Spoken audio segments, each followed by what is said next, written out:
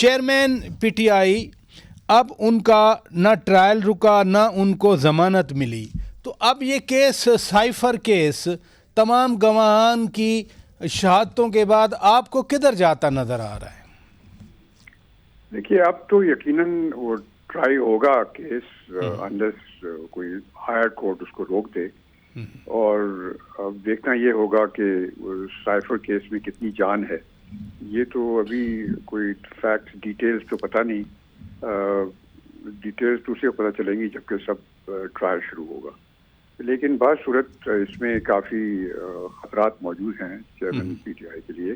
اگر خدا نخواستہ وہ سائفر کیس جو ہے اس کا ٹرائل شروع ہو اور اس میں کوئی ایسی باتیں آ جائیں جس سے ظاہر ہو کہ جان بوجھ کے یا کسی اور وجہ سے انہوں نے کوئی ایسی بات کر دی جس کی وجہ سے کہ ملک کی سیکیورٹی کو نقصان پہنچا ہے، تو میرے خیال میں ان کے لیے کافی خطرات موجود ہیں اس کے اندر. تو اب یہ تو دیکھنے کی ابھی اس کو پریڈکشن کرنا اس کے متعلق ذرا مشکل ہے کیونکہ کچھ ابھی تک شروع نہیں ہوا کیس. حسن رضا پاشا صاحب، جو جس ایویڈنس کی بات کر رہے ہیں، گواہان جو آئے، ایون سابق سیکرٹری خارجہ ڈاکٹر اسد مجید خان کی جو سٹیٹمنٹ ہے وہ بھی سامنے آ گئی تھی، even principal secretary to prime minister Azam Khan صاحب کی بھی سٹیٹمنٹ سامنے آ گئی تھی. سائفر گیا تھا وزیر اعظم ہاؤس، اس وقت کے وزیر اعظم چیئرمین پی ٹی آئی کے پاس تھا، پھر وہ کہتے ہیں گم ہو گیا. تو یہ ایویڈنس تو ہے نا پھر؟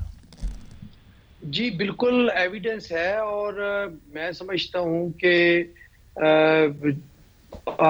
جو یہ دو گواہان ہیں، سیکرٹری خارجہ اور principal secretary to the prime minister, یہ دونوں انتہائی اہم گواہان ہیں.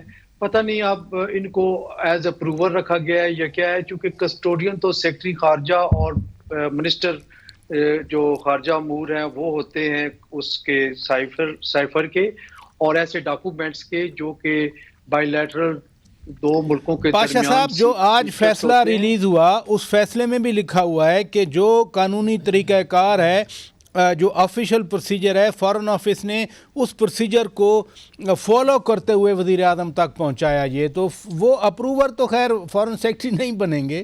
نہیں، میں اس کی بات کر رہا ہوں جو پرنسپل سیکرٹری ہے، جس کو کہا گیا کہ تم اس طریقے سے منٹس تیار کرنا. میں اس حوالے سے بات کر رہا ہوں کہ اگر انہوں نے منٹس ان کی منشا کے مطابق غیر ضروری طور پہ تیار کیے ہیں تو پھر وہ بنتے ہیں، کیونکہ وہ منٹس میں نے دیکھے نہیں ہیں جس میں یہ بھی کہا گیا کہ بس ہم کھیلیں گے، اور وہ پھر کھیلے اور بڑا اچھا کھیلے اور ایک ایسا بیانیہ بلڈ کیا کہ ان کی جو کھوئی ہوئی ساکھ ہے وہ اس بیانیے کے بعد واپس آئی.